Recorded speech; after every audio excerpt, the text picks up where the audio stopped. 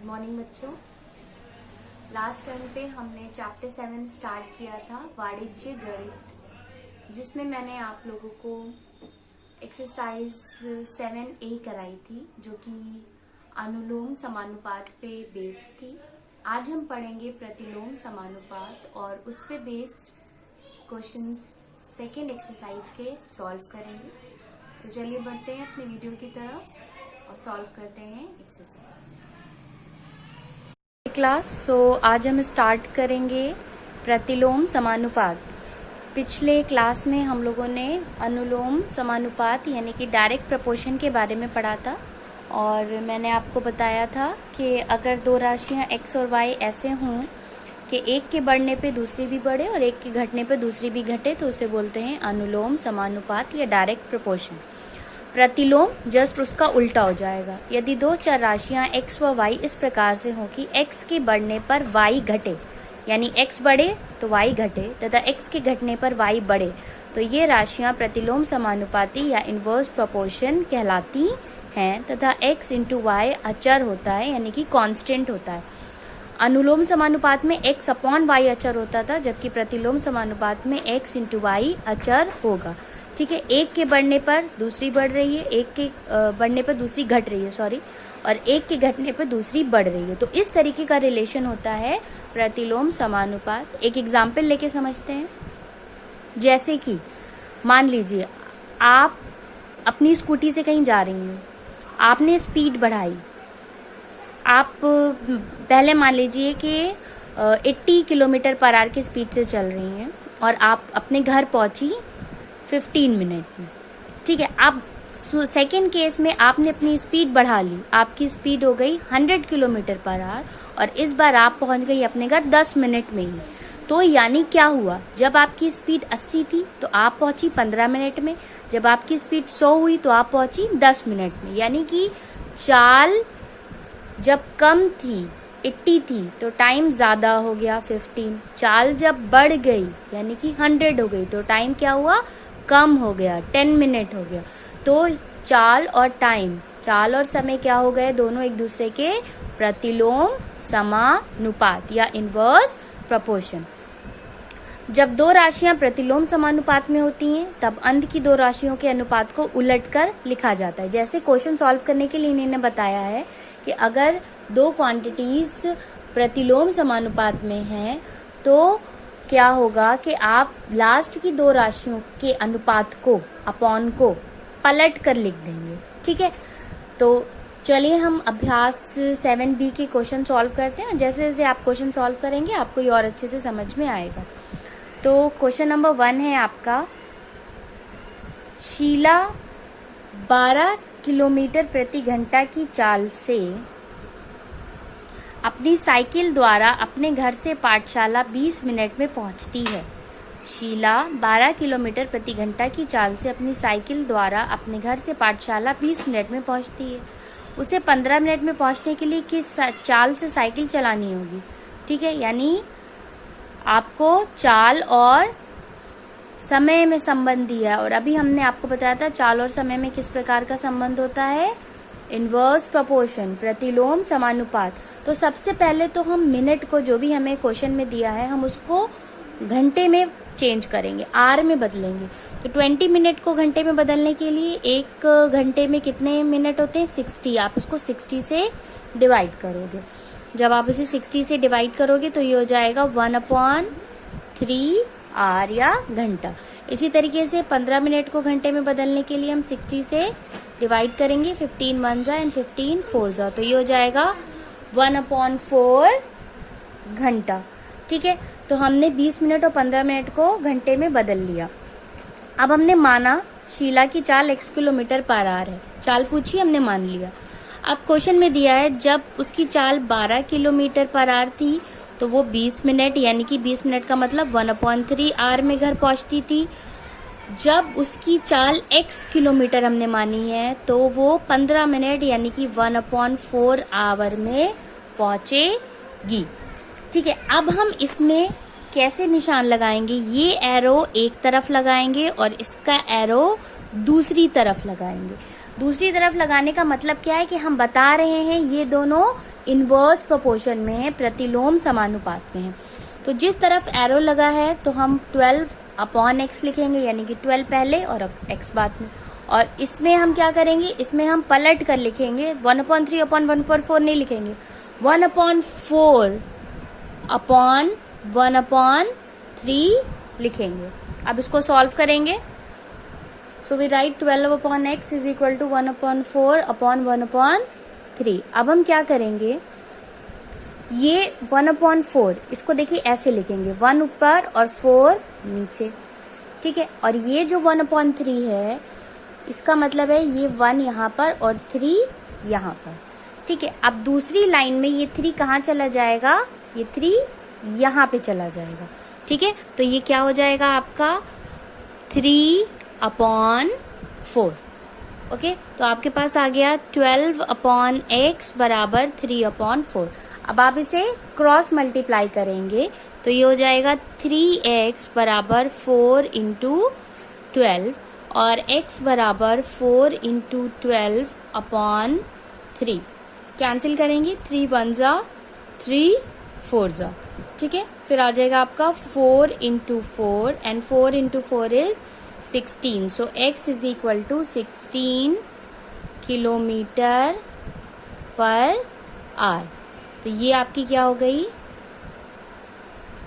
ये आपकी चाल हो गई, ठीक है। तो शीला की चाल बराबर 16 kilometre per our, okay. And this is your answer. ये आपका आंसर हो गया। अब हम देखते हैं next question, question number 3। Sunita प्रतिदिन 4 घंटे बुनाई करके 8 दिन में एक स्वेटर पूरा करती है, यानी 4 घंटे वो बुनती है तो 8 दिन में एक स्वेटर पूरा होता है।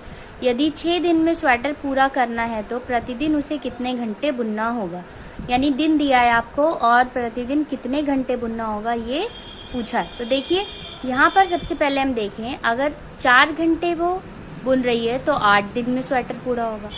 अब अगर दिन कम हो जाए तो उसे एक दिन में ज्यादा घंटे बुनाई करनी होगी, तो घंटे क्या हो जाएंगे, आप उसके क्या हो जाएंगे, बढ़ जाएंगे, 4 घंटे से ज्यादा बढ़ जाएगा, तभी स्वेटर 8 दिन की बजाय 6 दिन में पूरा होगा।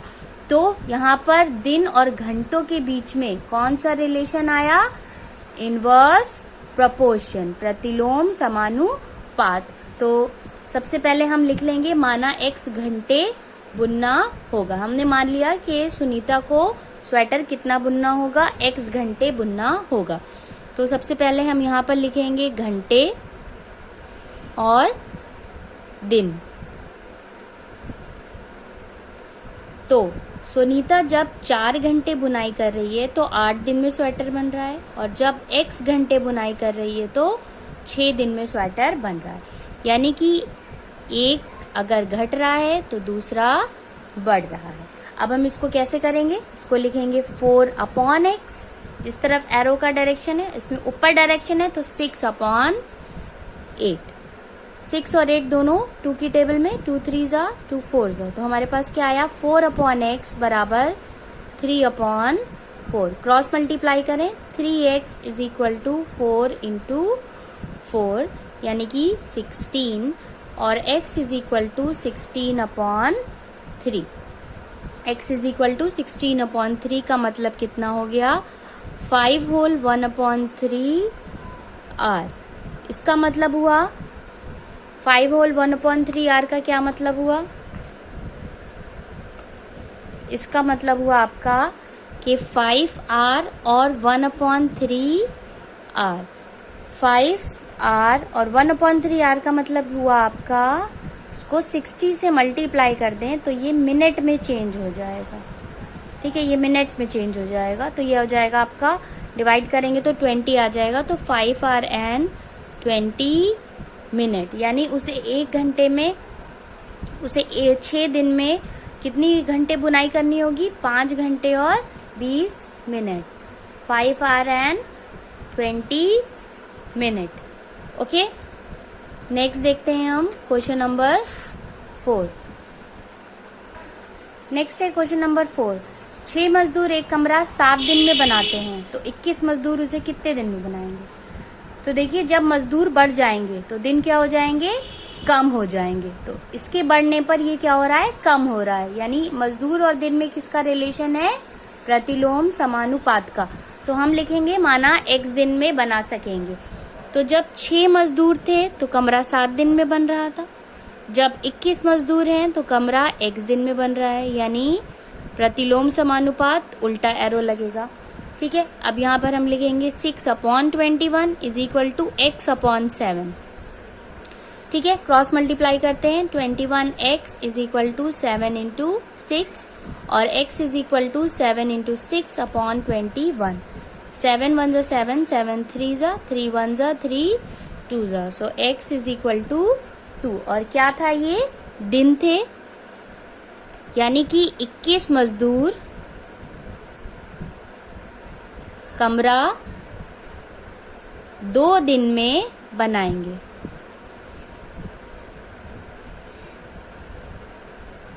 ओके, तो देखिए मजदूर बढ़े तो दिन कम हो गए और ये हो गया आपका आंसर। देखेंगे क्वेश्चन नंबर 8। तो क्या दिया है? जब एक नल 1 घंटे में 640 लीटर पानी भरता है तो एक जलकुंड को भरने में 10 घंटे का समय लगता है। यानी एक नल इतने लीटर पानी भरता है तो जलकुंड 10 घंटे में भरता है। यदि उसी जलकुंड को दूसरे नल से 8 घंटे में भरा गया हो, यानी दूसरा नल जो है 10 घंटे के बजाय 8 घंटे में भर रहा है, तो उससे प्रति लीटर कितना पानी निकल रहा है? तो अगर टाइम कम हो रहा है तो पानी क्या निकल रहा होगा? ज्यादा निकल रहा होगा। यानी दोनों में क्या होगा? प्रतिलोम समानुपात। तो हम मानेंगे सबसे पहले कि माना दूसरा नल प्रति घंटा x लीटर पानी भरेगा। तो क्या दिया है? पहले दिया है एक नल 640 लीटर पानी भरता है तो जलकुंड 10 घंटे में भरता है। ठीक है, दूसरा नल उसी जलकुंड को 8 घंटे में भर रहा है और उससे निकलने वाला पानी हमने मान लिया कि x लीटर है। तो एक बढ़ने पर दूसरा घटेगा, प्रतिलोम समानुपात।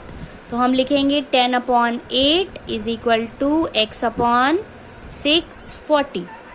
Cross multiply 8x is equal to 640 into 10 और x is equal to 640 into 10/8। Cancel करें, 8 1 जा 8, 8 8 जा 64 एंड 0। तो कितना आ जाएगा आपके पास? 80 इंटू 10, यानी कि 800 लीटर। ठीक है, तो दूसरे नल से कितना पानी निकलेगा 1 घंटे में? 800 लीटर, और यही हो जाएगा आपका answer. Okay, next question number 9। तो क्वेश्चन नंबर 9 है, एक छात्रावास में 300 छात्रों के लिए 15 दिनों की राशन सामग्री उपलब्ध है। यानी 300 छात्र 15 दिन उस राशन को खाएंगे। यदि अवकाश के कारण 200 छात्र बाहर चले गए, तो 300 में से 200 चले गए तो कितने बचे? 100। तो वो सामग्री कितने दिन चलेगी? देखिए, छात्र अगर कम हो जाएंगे तो खाना ज्यादा दिन चलेगा। अगर 300 छात्र वही खाना 15 दिन में खा रहे थे, 200 छात्र छुट्टी में चले गए, 100 बचे, तो 100 छात्र वो खाना ज्यादा दिन में खाएंगे। यानी छात्र कम हुए तो खाने की दिनों की संख्या बढ़ गई। ठीक है, तो इन दोनों में कौन सा प्रपोर्शन है? इनवर्स या प्रतिलोम समानुपात। तो हम लिखेंगे माना x दिन सामग्री चलेगी। तो जब 300 छात्र थे तो वो कितने दिन चल रही थी? 15 दिन। अब जब 100 छात्र होंगे, देखिए 200 यहाँ आप नहीं लिखेंगे, 200 चले गए, बचे कितने? 100। तो सामग्री हमने मान लिया x दिन, यानी एक ऐसे तो दूसरा ऐसे, एक बढ़ रहा है तो दूसरा घट रहा है, एक घट रहा है तो दूसरा बढ़ रहा है। अब आप इसे लिखेंगे 300/100 इज इक्वल टू x/15। ये 2 0 इन 2 0 से कैंसिल हो जाएंगे।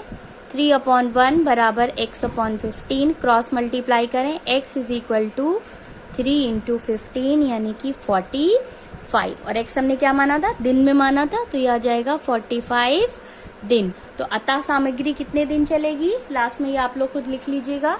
अतः सामग्री 45 डेज चलेगी। ठीक है, ये हो गया आपका आंसर। अब हम करेंगे क्वेश्चन नंबर 11। तो चलिए देखते हैं क्वेश्चन 11। तो क्वेश्चन 11 देखते हैं, 2 अकुशल श्रमिक या 3 अकुशल श्रमिक।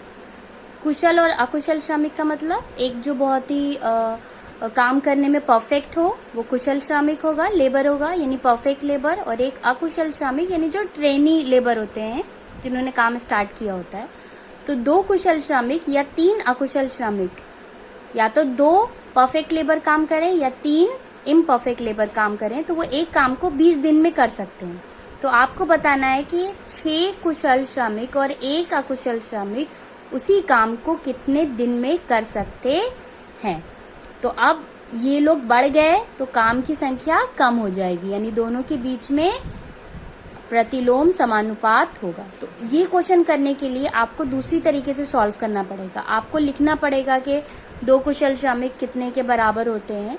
तो जैसे इन्होंने कहा है कि 2 कुशल श्रमिक या 3, यानी 2 कुशल श्रमिक 3 अकुशल श्रमिक के बराबर हैं। तो आप यहाँ से स्टार्ट करेंगे, आप लिखेंगे 2 कुशल श्रमिक बराबर 3 अकुशल श्रमिक। तो 1 कुशल श्रमिक इज इक्वल टू 3/2, ये 2 यहाँ आके अपॉन में चला जाएगा।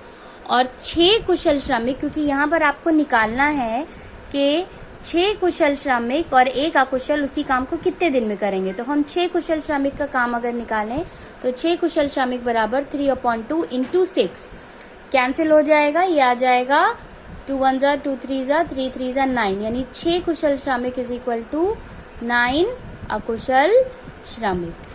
अब आपसे जो पूछा गया है कि 6 कुशल श्रमिक और 1 अकुशल श्रमिक वो काम को कितने दिन में करेंगे, तो 6 कुशल श्रमिक तो 9 अकुशल के बराबर आ गए, यानी 9, और 1 अकुशल प्लस 1, तो टोटल आपके कितने हो गए, 6 कुशल श्रमिक और 1 अकुशल श्रमिक बराबर 10 अकुशल श्रमिक। अब हम मान लेंगे कि ये 10 अकुशल श्रमिक x दिन में काम को कर सकते हैं। अब हम अपनी टेबल बनाएंगे अकुशल श्रमिक और दिन। तो इन्हीं ने कहा है कि 3 अकुशल श्रमिक काम को 20 दिन में कर सकते हैं। तो हम लिखेंगे 3 और 20, और हमें 10 कितने दिन में कर रहे हैं, हमने x मान लिया है, arrow down side arrow up side. अभी हो जाएगा आपका 3/10 is equal to x/20, cross multiply करेंगे, 10x is equal to 3 into 20, या x is equal to 3 into 20/10। 0 और 0 कैंसिल हो जाएगा, ये आ जाएगा 6 दिन, यानी कि 10 अकुशल श्रमिक काम को 6 दिन में करेंगे, and that will be your answer. Now homework for this exercise is question number 2, question number 5, question number 7 and question number 10। ये आपको होमवर्क करना है। आज के लिए इतना ही, बाकी के क्वेश्चन हम नेक्स्ट वीडियो में सॉल्व करेंगे।